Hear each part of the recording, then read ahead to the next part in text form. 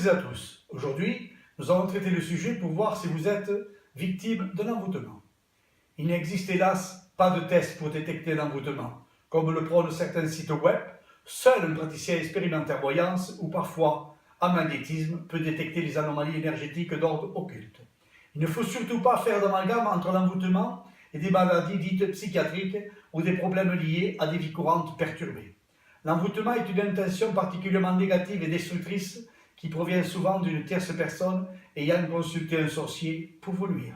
Ce sorcier aura pu utiliser la nécromancie, le vaudou, le satanisme, la magie noire, draconique, sexuelle ou rouge. Il existe parfois des signes qui peuvent être révélateurs d'anomalies occultes, comme la malchance et les échecs répétitifs en tout domaine, les accidents ou incidents qui se succèdent, les pannes mécaniques et électriques, automobiles, matériel ménager ou audio, vidéo. Les rapports relationnels deviennent conflictuels, agressifs et avec une perte d'intérêt pour vos proches. Vous avez tendance à perdre vos amis, à vous isoler et les autres essaient en général de vous fuir sans raison particulière.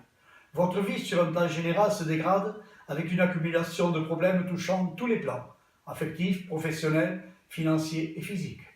Vous êtes saisi par l'angoisse, vous dormez mal avec des réveils en perturbateurs entre 2h et 3h du matin et un état de fatigue vous assomme tous les jours. Vous avez la sensation de devenir paranoïaque, d'être suivi ou observé par une présence invisible.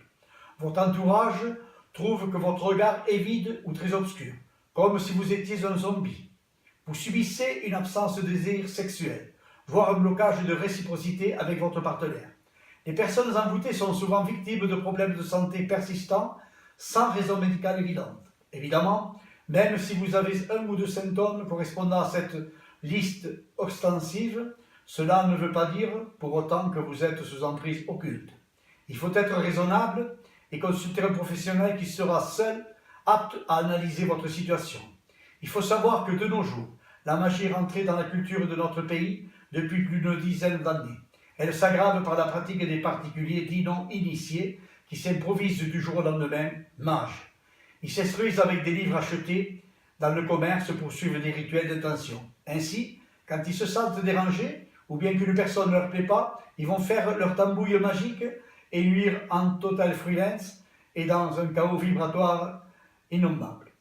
Sans compter les acharnés qui s'amourachent de vous et veulent à tout prix vous rendre amoureux ou vous faire revenir dans leur vie. Cette folie humaine venant de la jalousie ou du désir d'appropriation peut causer l'envoûtement qui vous fera vivre un enfer.